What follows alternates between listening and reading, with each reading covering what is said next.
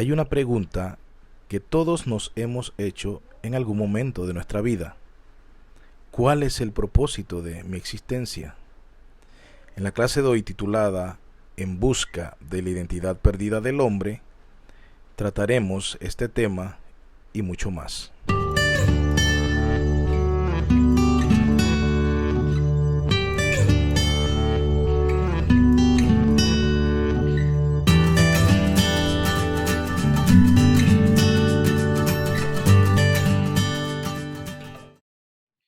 Bueno, en la última clase estuvimos hablando sobre la tragedia de la depravación humana.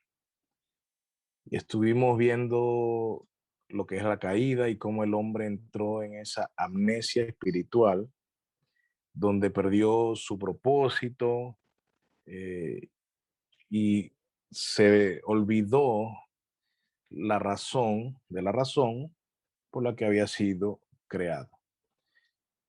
Bien, entonces, entendiendo esto, hoy vamos a pasar a la segunda clase que va a hablarnos,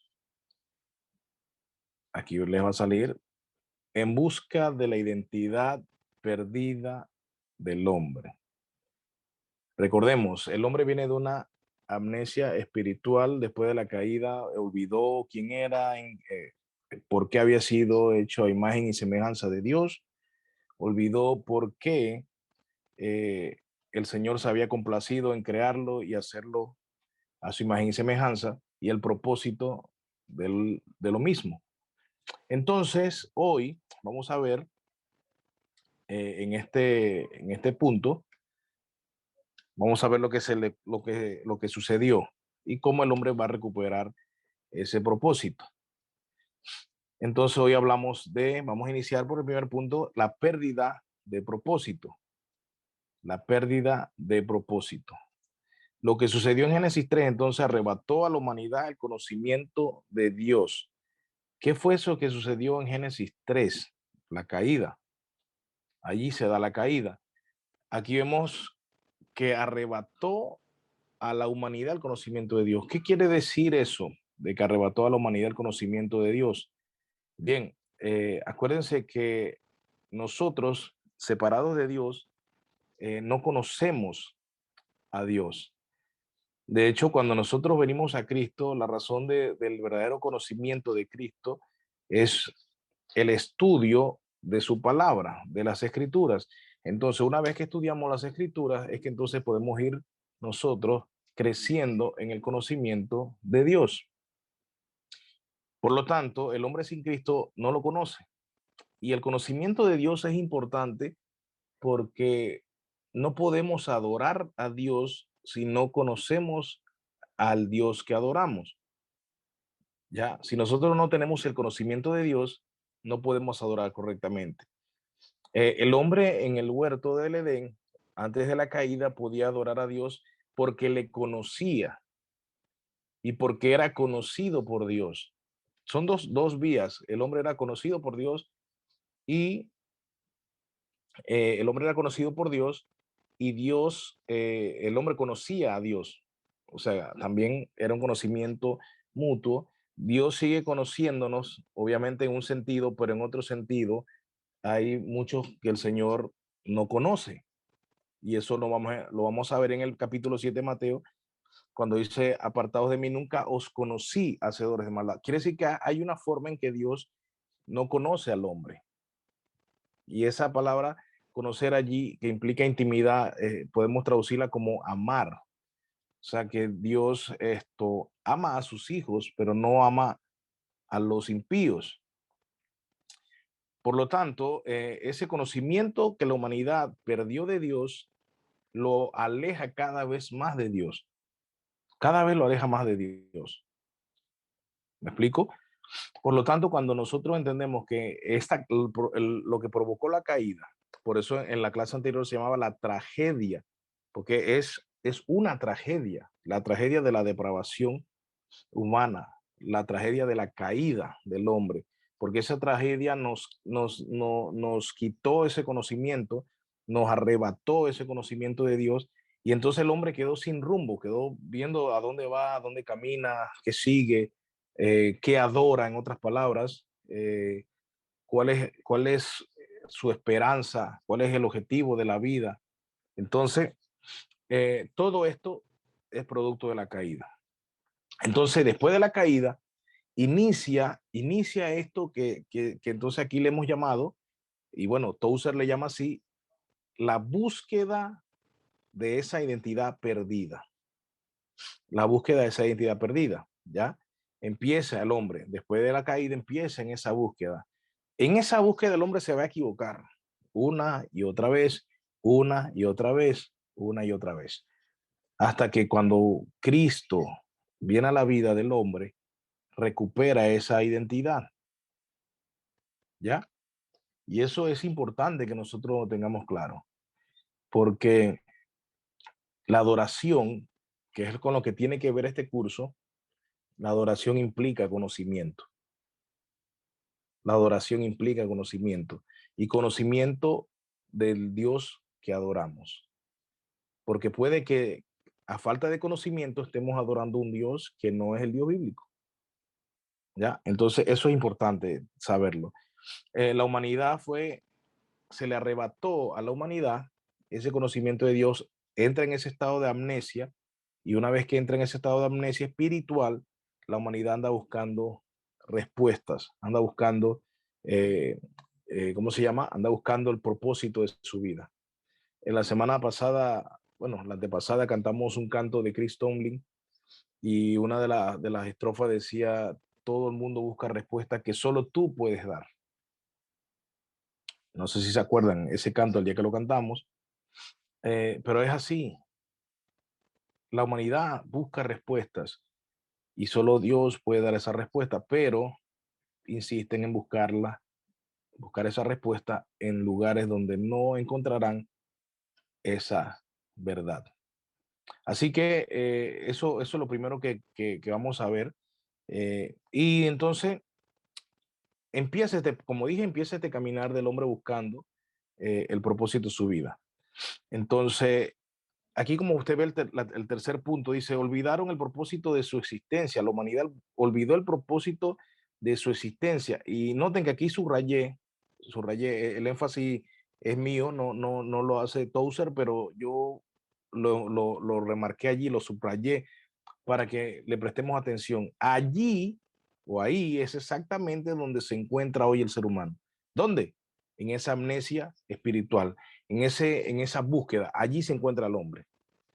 Claro, el que está en Cristo ya encontró su propósito, pero vamos a entender cómo se da todo esto y cómo las personas están sin Cristo buscando propósito y cómo nosotros estábamos así y cómo hoy estamos nosotros en Cristo y encontramos nuestro verdadero propósito. ¿Ya? Una de las preguntas que la humanidad anda buscando es la razón de su existencia. La razón de su existencia. La humanidad anda buscando el por qué está aquí. El por qué está aquí. Bueno, yo como siempre voy a ponerlas todas para que el que esté copiando pueda copiar. Eh, bien. Entonces, la gran pregunta aquí es una pregunta existencial. ¿Cuál es el propósito de mi vida? Repito, nosotros ya lo sabemos, los que estamos aquí, yo sé que ya lo sabemos, pero vamos en esta clase de hoy a recorrer ese camino donde el hombre sin identidad empieza a buscarla y se equivoca hasta que viene a Cristo, para que nosotros entendamos la gracia de Dios. Y realmente esto nos debe, por eso es un curso de teología de la adoración, porque cuando yo veo cómo estaba y cómo estoy ahora, cómo he sido liberado de esa amnesia espiritual y ahora puedo ver la verdad, el propósito de mi vida, entonces eso me debe llevar, hermano, eso me debe llevar a adorar, eso me debe llevar a glorificar a Dios. O sea, esto se tiene que volcar en eso. El propósito, si usted está en Cristo, no es que ya usted busque su propósito porque ya usted lo encontró. Pero ahora sí le voy a decir algo que muchos que han encontrado su propósito no lo ponen en práctica y es la adoración. ¿Ya? Lamentablemente las masas han recibido una respuesta equivocada, como dije, una y otra vez, y muchas de esas respuestas inclusive los apartan cada vez más del verdadero conocimiento de Dios. Bien, como muchos han intentado responder de una forma u otra esa pregunta, inclusive muchas religiones, ojo, muchas religiones han intentado responder esto y han fracasado. O sea que la respuesta no es la religión. Ahora, Santiago habla de una religión verdadera, o sea que la respuesta en sí no es la religión, pero sí es una religión que es la verdadera. A todo esto tenemos esta lucha, ¿no? De que yo no soy religioso, sino que yo tengo una relación, y no tengo una religión, sino una relación.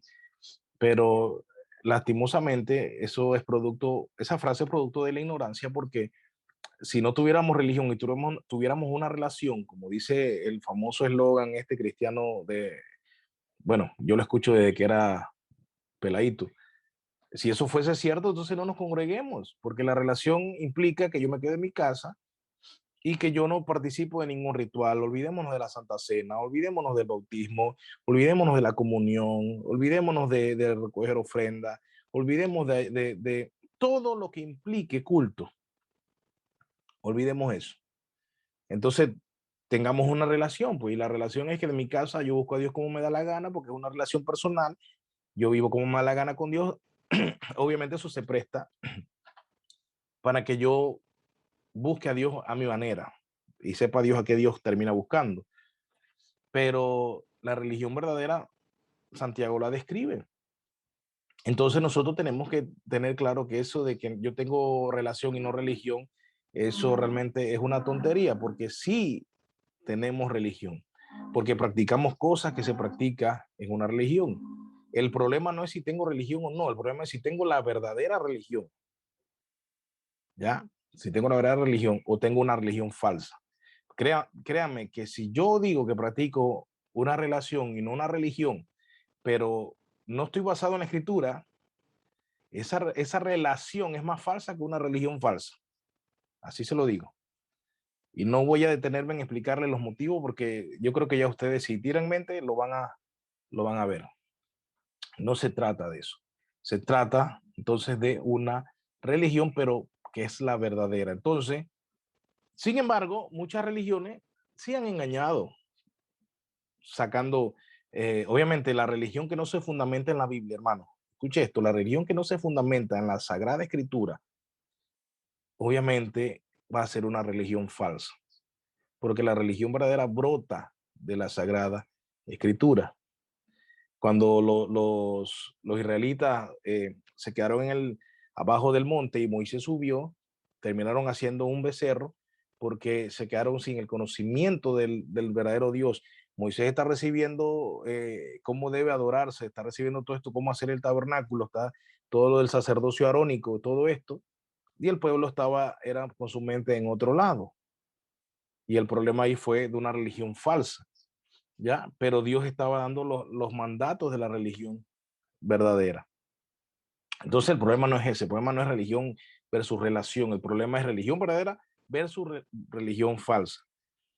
Entonces, cuando hablamos de que muchas religiones han descarriado a muchos y han hecho que muchos se tropiecen, hablamos de estas religiones que prometen cosas que no son bíblicas, que prometen cosas que al final el hombre no descubre su identidad. Y ni hablar de la filosofía, ni hablar de la filosofía.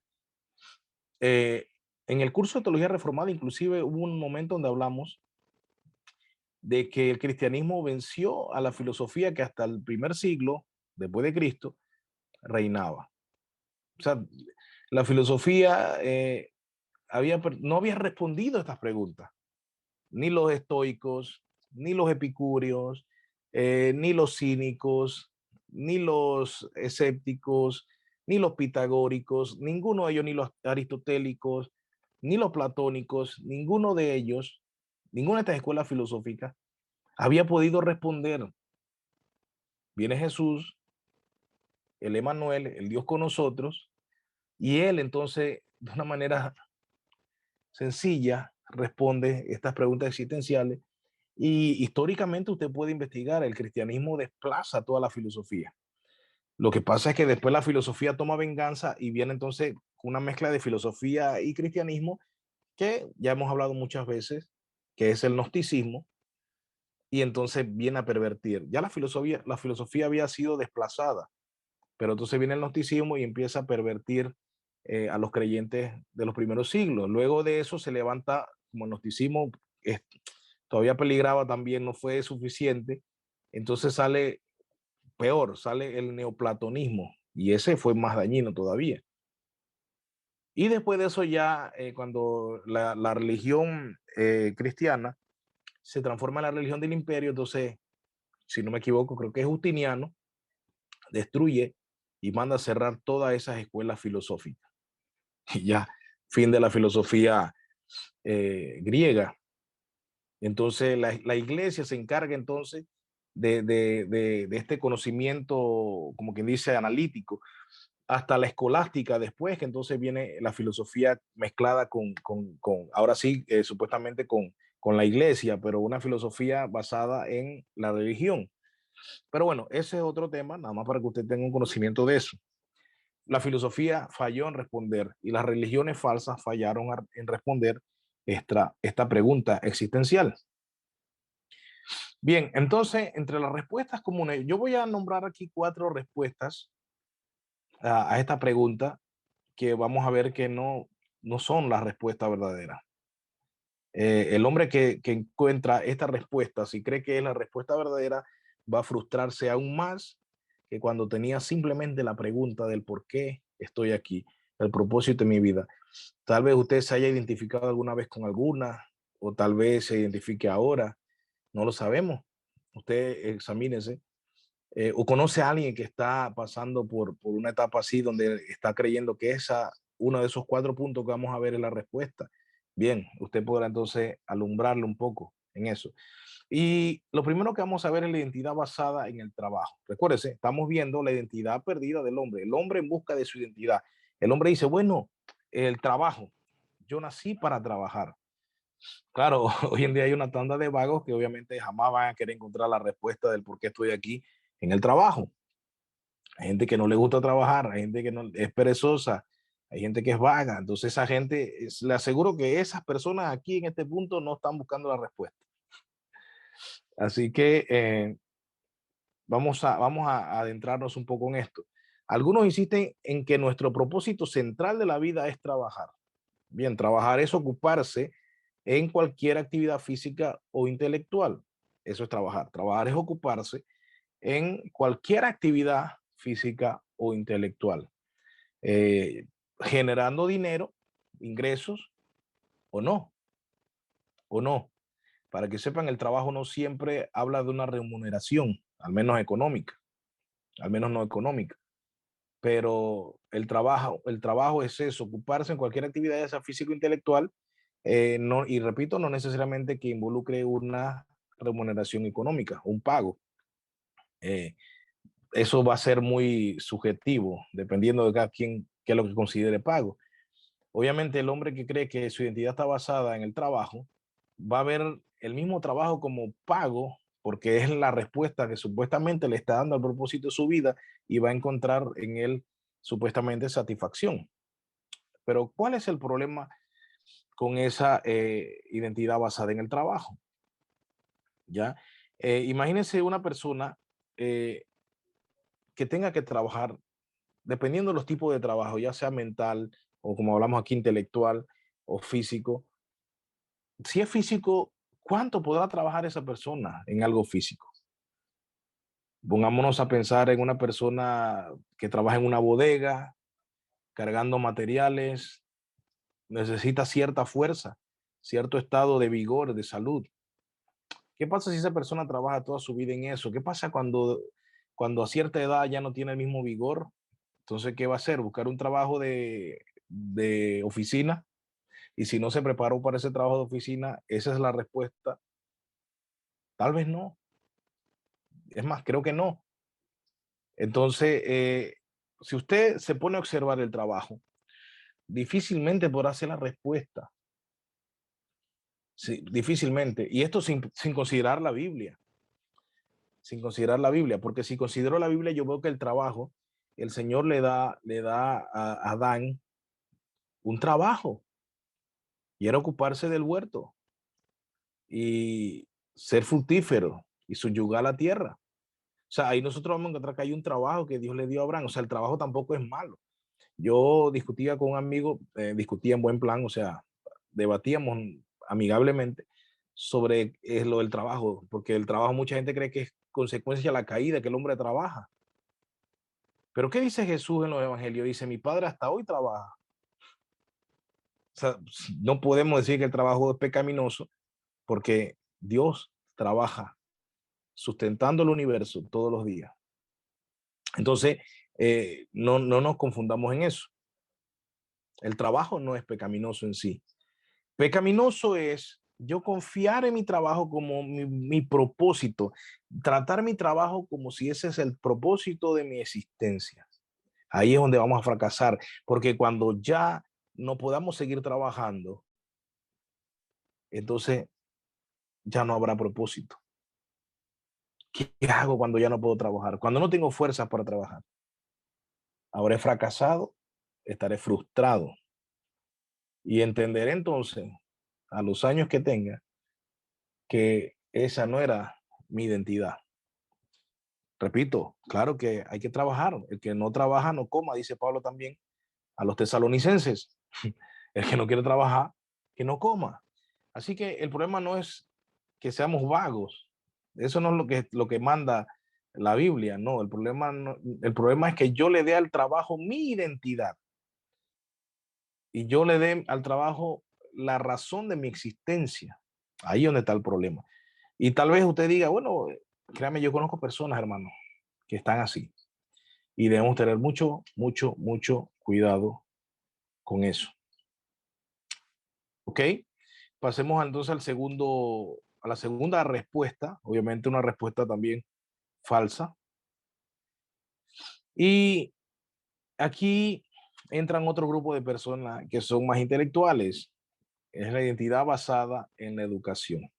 Hay muchos que han dicho, bueno, la mente nunca deja de aprender, la mente nunca se llena, la mente nunca se sacia. Entonces, el fin del hombre es aprender, aprender, aprender y aprender, educarse, educarse. Y sí, también el Señor, obviamente, cuando nosotros vemos que el Señor pide que nosotros desarrollemos, acuérdense que, por ejemplo, en Deuteronomio 6 habla de amar al Señor también con toda tu mente, o sea, que haya conciencia de por qué tú amas a Dios. Y obviamente esto involucra estudio, involucra que sigas creciendo en el conocimiento de Dios, también el conocimiento de la vida y todo esto. Entonces, cuando nosotros vemos esto, nosotros podemos entender que Dios quiere que nosotros nos superemos en la educación, que nuestra mente vaya creciendo en cuanto a conocimiento, que desarrollemos el conocimiento, la inteligencia, la sabiduría, que practiquemos todas estas cosas y la desarrollemos y todo. El asunto es cuando, repito, mi identidad depende de eso, ¿ya? Por ejemplo, aquí dice, nuestro propósito es el de educarnos, desarrollarnos y perfeccionar nuestra naturaleza intelectual. El proceso de cultivar la mente es muy extenso porque imagínense, como dije al inicio, ¿cuándo uno deja de aprender? Nunca. Pero ¿qué pasa con una persona de repente que tiene problemas cognitivos a cierta edad? Entonces se frustró porque su propósito ya no le puede satisfacer. Ese es un problema serio. Eh, una persona educada y culta acabará muriendo y llevándose consigo a la tumba toda esa educación. Y eso que, hermano, la educación no nos garantiza tampoco dinero, ni tampoco nos garantiza un éxito en la vida. O sea que también desde el punto de vista terrenal, tampoco es o sea, si terrenalmente hablando, tampoco nos garantiza nada.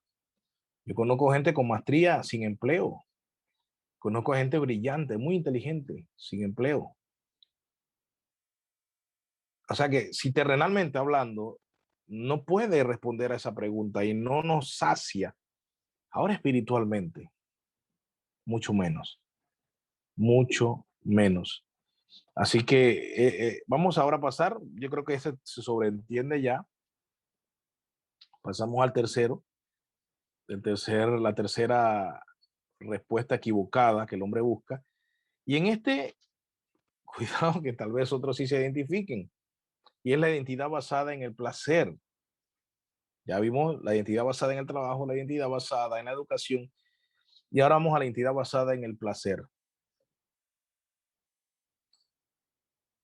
Mucha gente dice que el propósito, y esto sí lo he escuchado mucho, hermanos. Este yo creo que esta es de las que más he escuchado. La identidad basada en el placer. Epicurio, que es el fundador de una escuela filosófica de las que ya mencioné hace un rato, él enseñaba que el fin primordial del hombre es el placer. El fin primordial del hombre es el placer. Y decía una frase como esta: los placeres nobles de una buena conciencia es aquello para lo que nacimos, con miras a disfrutar de la vida. Los placeres nobles de una buena conciencia, los placeres nobles de una buena conciencia es aquello, miren cómo lo dice Epicurio, es aquello para lo que nacimos. O sea, Epicurio lo está diciendo, nacimos para darnos placer, con miras a disfrutar de la vida. O sea, que el disfrutar la vida es mediante los placeres que obtenga. Antes de pasar a lo que dice Aristipo, quiero aclarar que los epicúreos no necesariamente pensaban en un placer, en darle al cuerpo lo que desea en todos los sentidos. No, no, no. Los epicúreos decían, por eso aquí dice los placeres nobles, porque ellos distinguían entre los tipos de placer, y hay un placer que era necesario, hay un placer que es vital. Por ejemplo, hablamos de la comida, es necesario comer. El que no come, imagínense, se muere de hambre, se muere. Y claro, cuando usted come, eso es un placer. Usted está experimentando un placer, usted está saciando. El hambre es un tipo de dolor. Entonces, cuando usted tiene hambre, usted sufre. Eso usted le duele. Cuando come, entonces, el saciar el hambre, entonces es placentero. Y eso es un placer que Epicurio consideraba noble. Ya hay placeres, entonces, repito, eh, placeres que son nobles, y que hacía una distinción entre unos que el hombre debía saciar y otros en que el hombre no debía saciar, porque no vamos a entrar tampoco en el tema del epicurismo, pero eh, nada más sepa eso, que no era todos los placeres que el hombre, según Epicuro, debía saciar, sino solamente los placeres nobles, haciendo una distinción entre, inclusive Epicurio hace una distinción entre tres tipos de deseos, y cada uno, obviamente, al saciarse, va a producir placer. Entonces serían tres tipos de placeres que provocan tres tipos de deseos. Bien, pero por otro lado, entonces nos vamos a otro punto. Aristipo. Aristipo dice: el placer es el bien superior. El placer es el bien superior. Y aquí Aristipo, que es de la escuela cirenaica, como pueden ver, Aristipo de Cirene, ambos son de la escuela, encierran este gran grupo que se llama hedonismo. Hedonismo viene de hedón o hedoné, que es placer en griego. Entonces, hedonismo es eso, o sea, la escuela filosófica que enseña que el hombre debe disfrutar el placer porque es el fin y el propósito de la existencia. Pero vemos que hay diferencia dentro del hedonismo entre lo que pensaba Epicuro y lo que pensaba Aristipo. Aristipo entonces dice que el placer es el bien. Ya miren que no dice los placeres nobles. Epicurio dice los placeres nobles. Aristipo dice el placer. Todo lo que provoque placer va a ser el propósito del hombre, el bien superior, el fin de toda existencia. Pero algo más que dice Aristipo, y es lo siguiente. Voy a ponerlas todas de nuevo. Ajá. Aristipo, el postulado de Aristipo o el argumento de Aristipo, lo que él sostenía era que los deseos personales, escuchen esto, y hay mucha gente que piensa así. Aristipo argumentaba que los deseos personales se debían satisfacer de inmediato, sin importar los intereses de los demás. Wow. Sin importar los intereses de los demás. De aquí sale la frase: primero mis dientes y luego mis parientes. ¿ya? Entonces, hay una diferencia, como dije, entre Epicuro y Aristipo. Si tienes ganas de hacer algo que te dé placer, hazlo y hazlo ya, es lo que enseñaba. Esta escuela filosófica, lo que hacía era que enseñaba eso y la gente le daba rienda suelta a su placer. Lo que deseaban lo tomaban. Lo que les daba placer lo hacían y punto, porque decían, bueno, yo hoy vivo y hoy mi cuerpo pide fiesta, dice, y le doy fiesta, y mi cuerpo pide orgías, o sea, da mucho en esa época también estos círculos, y vamos a darle una orgía a mi cuerpo, ya mañana no sé si viviré, pero hoy me gozo todo lo que pueda gozarme. Pero todas estas personas experimentaron una falsa identidad que no los saciaba, que no los llenaba. No era la respuesta al problema existencial, a esa gran pregunta de ¿qué hago aquí? ¿Cuál es el propósito de mi vida? ¿Qué hace un hombre entonces cuando ya la vida no le puede dar placeres? Les comento, vamos a hablar, aunque bueno, esto queda grabado, pero lo diré con mucha prudencia. ¿Qué pasa con las personas que hoy el hedonismo sirenaico se ve muy arraigado a la sexualidad? Hoy, hablando en el aspecto sexual, ya se ha perdido el pudor, se ha perdido la moralidad y las personas van a una fiesta, conocen a una persona que nunca han visto y tiene una noche pretty y después, bueno, y ¡pam! Vamos a darle al cuerpo lo que desee, placer sexual. ¿Y cuántas personas no vienen y viven su vida, no solo una noche, sino toda la semana, 2, 3 noches a la semana haciendo eso? Amigos, hermanos, yo conozco algunos. Pero ¿qué pasa? Digamos, estas personas que encuentran el propósito de existencia en solo disfrutar del placer sexual. ¿Qué pasa cuando tengan un problema de azúcar y ya no puedan tener la virilidad que tenían? Entonces, habrán fracasado en su identidad basada en el placer. ¿Qué pasa cuando una persona disfruta comer? A mí me encanta comer, ya ustedes lo saben. Y Yader, que aquí quitó la cámara también, yo creo que era por eso, porque sabía que lo iba a mencionar. Nos encanta comer. Imagínense que el propósito de nuestra vida y el fin superior, el bien superior y el fin es comer.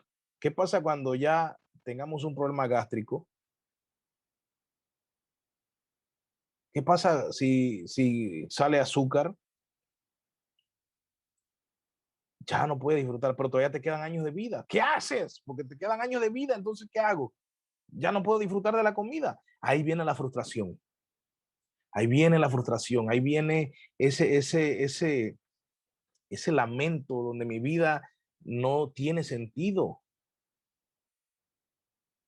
Y así podemos enumerar cada placer que usted considere que su cuerpo anhela y debe y que puede llevarlo a que usted busque saciarlo. Cada placer, podemos hacer un montón, un ejercicio con un montón de cosas. ¿Qué va a pasar cuando ya algo impida que sigas disfrutando de esos placeres? Imagínense, yo como músico, y aquí hay varios músicos, ¿qué pasa si el propósito de nosotros fuese nada más la música? El bien superior es disfrutar de la música, tocar. Conocí una persona en una provincia, no en la nuestra, de estas provincias del interior, que era músico y un día venía de un toque y el carro se volcó y le cayó en la mano y se la dañó con apenas 30 años por allí. ¿Se imaginan? ¿Se imaginan eso? O sea, y yo en ese entonces, cuando me enteré esa noticia, dije, wow, si a mí me pasa, me muero. Estaba apartado, yo estaba lejos de Dios en ese entonces. Hermanos, y yo decía, si a mí me llega a pasar eso, me muero, no puedo, porque mi identidad estaba basada en este placer que es la música. Y repito, la música no es mala. El problema es cuando yo le doy el lugar a la música que es el lugar de Dios y cuando mi identidad está en eso y no en Dios, no en Cristo. Ese es el problema. Ahora, hermano, que Dios no quiere que disfrutemos de la vida y no tengamos placer, tampoco eso es cierto. Tampoco eso es cierto. Así como Dios nos bendijo con el trabajo, así como Dios nos bendijo con la sabiduría, la inteligencia y nos permite acceder al conocimiento, así mismo Dios quiere que disfrutemos de la vida. O sea, el Dios de nosotros no es un Dios que no quiere que sus hijos disfruten. Nuestro Dios quiere que disfrutemos, pero disfrutemos todo sabiendo que nuestro propósito está en Él, que nuestro fin y nuestro bien superior es Cristo. Y nosotros podemos disfrutar todo, porque lo digo porque, por ejemplo, como ya él estuvo predicando hace unas semanas atrás sobre los monásticos, estos monjes, se abstenían de un montón de placeres. Cuando Dios, cuando Jesús, cuando en las escrituras nunca está que tú debes abstenerte de toda esta tanda de placeres que el hombre sacrificó. Por ejemplo, el placer de tener una buena esposa. Si Dios no te hizo eunuco, cásate. Pero estos monjes se iban y no siendo eunucos, decían, no, no le puedo dar placer a mi cuerpo teniendo una esposa porque eso es pecaminoso. Obviamente infectado de esta filosofía hedonista y que había llevado a los cristianos, a cierto tipo de cristianos, a considerarlas como pecaminosas. El origen de pensar que eso era pecaminoso, hermano, tiene su origen en la filosofía, en el platonismo, ya, en el platonismo de que la materia es mala y el espíritu es bueno, entonces sacrifico al cuerpo de la materia, comida, relaciones sexuales con, obviamente, con una esposa, sacrifico todo eso para supuestamente alcanzar una espiritualidad. También estaban equivocados, tampoco encontraron el propósito. El propósito, voy a ir adelantándome, el propósito es que Cristo quiere que estemos en Él y al mismo tiempo yo disfrute del trabajo, disfrute de la educación y disfrute de los placeres de la vida, siempre y cuando esos placeres de la vida no estén en contra del carácter de Cristo. Pero Cristo quiere que yo sonría, Cristo quiere que yo me goce. El Señor quiere que yo disfrute de mi pareja, que todo el que está casado disfrute de su pareja y del sexo en el matrimonio, ¿cómo se llama? Que es una bendición de Dios. Y el Señor quiere que disfrutes de los buenos alimentos. El Señor quiere que disfrutes de todos estos placeres que nosotros podemos tener aquí en la tierra. El problema, repito, es considerarlo el fin, el bien superior, la meta de nuestra existencia. Bien, seguimos avanzando. A ver cómo vamos el tiempo. Algunos han reaccionado ante este vacío con el suicidio. Usted lo sabe. Usted ha visto las noticias. Usted conoce. Un final trágico para una vida que nunca encontró el verdadero propósito de la existencia. Los goces y los placeres acaban pasando. Bien, empezamos entonces, vamos ahora sí al cuarto. Y por muy a veces simple que parezca, se da mucho. La identidad basada en las emociones. Aquí hay muchas personas, entonces, aquí no, aquí en la sala no, me refiero aquí en el mundo. Y en este grupo entran muchas, en este grupo de la identidad basada en las emociones, no en este grupo de Zoom, aclaro también. Aquí entran entonces un montón de personas que obviamente son los más jóvenes, intrépidos, los más, como decimos aquí, los más hot, que tienen la idea de que lo único que importa es disfrutar y experimentar emociones. Aquellos que dedican su tiempo y propósito en buscar las emociones, la vida verán que les sorprende de dos formas. Una, o se agotan físicamente o se agotan mentalmente, hasta que pierden toda la capacidad de experimentar emociones. Igual, vamos a lo mismo, no tengo ningún problema con los viajes, me encanta viajar Y no me hagan hablar ahora de cuando estuve en España. Ya me imagino las caras de que, ay, Dios mío. Claro que, pero hay gente que, no sé si le ha pasado, yo conozco gente así que mi placer, lo que me produce sentido a mi existencia es viajar, conocer países, voy viajando por todos los países y eso es lo que me llena y es lo que me da mi identidad. Wow, que yo nací para viajar. No sé si le ha pasado. Y andan en busca de la identidad en estas emociones, en viajar, en experimentar. Yo le decía una vez a mi hermano Jorge, Jorge le decía, yo creo que la identidad de Jorge está en andar en esa bicicleta por todas esas montañas y todos esos senderos, porque lo vive al máximo. Yo le digo, cuidado que eso ocupa el lugar que no debe ocupar, ya que en confianza, aquí en confianza. Entonces, porque yo le decía a Yader, oye, nuestro hermano Jorge es como que es una pasión. Si de verdad yo no lo viera comprometido en la iglesia, como me consta que el hombre está, diría, este hombre, su fin de la vida es las emociones. Pero aclaro, el hombre está comprometido duro con la roca, el hombre paga el precio, se sacrifica, y ese no es el caso. Pero, ¿cuántas personas no andan así? Que realmente ese es su propósito.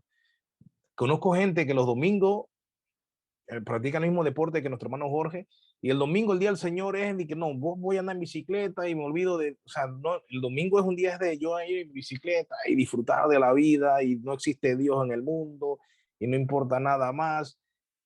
Claro, tampoco estoy diciendo que es un problema andar en bicicleta y andar por senderismo y todo esto. No. Repito, el problema es buscar la identidad en estas cosas. Buscar la identidad en estas cosas. Si usted, su identidad está en los viajes y eso es lo que a usted le llena, y dice, ay, yo soy feliz cuando viajo, ahí es cuando soy feliz, tiene un problema, tiene un problema. Tiene que buscar su identidad en Cristo y viajar con Cristo. Está bien, viajé, Cristo permitió que yo viajara, me gozo, disfruto esto, pero mi identidad está en Cristo. Y de ahí, obviamente, aprovecho las bendiciones que Él me da, las oportunidades que me da de viajar, de ir aquí, allá, de hacer todo esto. Pero ¿cuánta gente, cuando ya no puede experimentar emociones? En este, en este libro de Platón de la República, digo, de la República de Platón, le dije al revés, en este libro hay una charla de Sócrates con Céfalo, y Céfalo es un viejo de mucho dinero. Es una persona muy adinerada, con mucha riqueza. Eh, y Céfalo,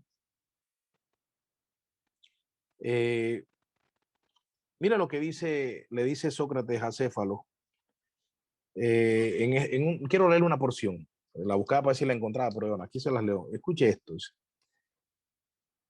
Te preguntaba esto, le dije, porque me parece que no sientes demasiado aprecio por las riquezas, como acontece generalmente con los que no las han adquirido por sí mismos. Los que las han adquirido con su esfuerzo tienen un doble apego a ellas, demostrándoles el cariño que los poetas prodigan a sus poemas y los padres a sus hijos, con una preocupación relativa a su riqueza, igual que si se tratase de una obra propia, y apreciando la utilidad que obtienen de ellas. Son pues hombres con los que resulta difícil tratar, pues no tienen otro pensamiento que el dinero. Dices la verdad, afirmó. Indudablemente, dije yo, pero responde ahora lo que quiero preguntarte. ¿Cuál es el mayor provecho que se obtiene de la posesión de una gran fortuna? Le hace la pregunta a Sócrates a Céfalo. Y allí más adelante, ya lo perdí, más adelante. Bueno, más adelante entonces Sócrates, Céfalo, a quien le dirige en esa parte, Platón se dirige, le dice que ya no encuentra placer ni en la riqueza, ni en todas las experiencias que él había experimentado cuando era joven. Y está ahí expuesto a la fortuna. Acuérdense que para los griegos la fortuna era una diosa también. ¿Ya? O sea, esto se estaba planteando y se está planteando aquí, en la República de Platón. Hablando de unos 300 y resto antes de Cristo. Todavía, en aquel entonces ya se sabía que el apego a la riqueza era un problema. 2300 y resto de años luego, la gente sigue apegándose a las emociones, a las riquezas, a los placeres, a la educación, al trabajo, como si fuese el bien superior. Gracias a Dios por la cruz de Cristo, que nos hace ver dónde de verdad está nuestro objetivo, nuestro propósito y cuál es el bien superior, hermanos, es la salvación. ¿Y cuál es el propósito del hombre?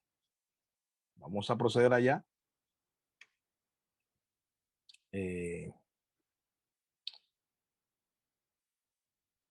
Identidad restaurada, o sea, el propósito recuperado. En Apocalipsis 4:11, usted lo puede leer después, ahí puede anotarlo, nos habla de que Dios creó todas las cosas por su voluntad, ¿ya? Pero en Isaías 43:7 y 21 y en Efesios 1:5 a 6 y 12, que eso sí lo vamos a leer, mire lo que dice.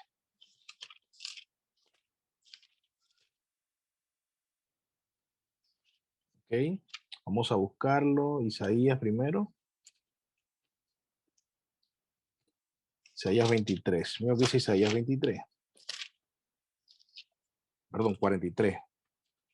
Ok, versículo 7. Dice así: a todo el que es llamado por mi nombre y a quien he creado para mi gloria, a quien he formado y a quien he hecho. ¿Ya? Aquí está hablando de Dios, aquí está hablando Dios acerca de Israel. Israel como el pueblo de Dios. Ya no es el tema, pero refiriéndose al pueblo de Dios en ese momento étnico, pero trascendiendo realmente a todo el pueblo de Dios, a todo el que es pueblo de Dios por medio de Cristo, como hemos hablado ya en Colosense, el que es en Cristo, es el Israel de Dios. Bien, en el versículo 21, miren lo que dice: el pueblo que yo he formado para mí proclamará mi alabanza. Entonces, cuando usted se encuentra con eso, usted entiende, el pueblo que ha sido creado para Dios, yo fui creado para Dios. Si usted es pueblo de Dios, si usted se considera hijo de Dios, si usted se considera el pueblo de Dios, y ya no hablamos de Israel étnico, sino el Israel espiritual, o sea, si hablamos porque Pablo en Gálatas dice que Israel, o sea, la simiente a la que se refería, que se ha visto que fue Israel, Pablo dice que realmente en Gálatas dice que esa simiente era Cristo, ¿ya? O sea, que usted si está en Cristo es Israel espiritual, entonces el propósito suyo es alabarle y es adorarle. Nótelo, ahí dice Isaías 43:21, el pueblo que yo he formado para mí proclamará mi alabanza. Qué tremendo eso. Pero si yo me voy ahora a Efesios rapidito, Efesios 1:5 y 6 y 12, vamos a ver lo que dice rapidito. Dice, nos predestinó para adopción como hijos para sí, mediante Jesucristo, conforme al beneplácito de su voluntad. Conforme al beneplácito de su voluntad. ¿Para qué? Dice el 6, para alabanza de la gloria de su gracia, que gratuitamente ha impartido sobre nosotros en el amado. ¿En quién es el amado? Jesús, Cristo Jesús. Y luego entonces vemos el 12. El 12 dice, a fin de que nosotros que fuimos los primeros en esperar en Cristo, seamos para alabanza de su gloria. Entonces, note esa declaración que aparece aquí, muy importante. Bueno, estamos llegando ya casi al final. No quiero cerrar todavía sin terminar acá.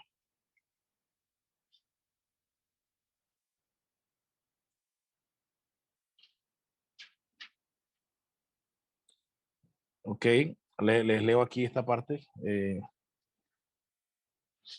Entonces, somos el espejo del Todopoderoso y este es el motivo por el que el hombre fue creado. Es terrible ver a qué cosas acuden las personas cuando pierden a Dios. Si Él no brilla en sus ojos, los llenan de cualquier otra cosa. Si no disfrutan adorando al gran Dios Todopoderoso que los creó, encontrarán algún otro objeto de su adoración. Es lo que hemos hablado, la adoración al trabajo, la adoración a las emociones, porque todo lo que tú consideres el fin de tu vida, el propósito, para eso vives, para eso te levantas cada día y allí está, como dice, donde está tu tesoro, allí está tu corazón. Si tu identidad está basada en el trabajo, ahí estará tu corazón. Si tu identidad está basada en la educación, ahí estará tu corazón. Y si está tu corazón en estas cosas que no son Dios, el Dios todopoderoso, el Dios verdadero, estás en serios problemas. Los que estamos aquí y hemos encontrado el verdadero propósito, demos gloria a Dios por eso. Y como dice, fuimos creados para la alabanza. Proclamará mi alabanza, dice en Isaías. Entonces, ¿qué hacemos nosotros que hemos descubierto el propósito de nuestra vida en Cristo y no proclamamos alabanzas? Cierro entonces con esta frase de Tozer que dice, la adoración es el motivo pleno. Ahí es donde está la identidad del hombre. Allí es donde está la identidad del hombre.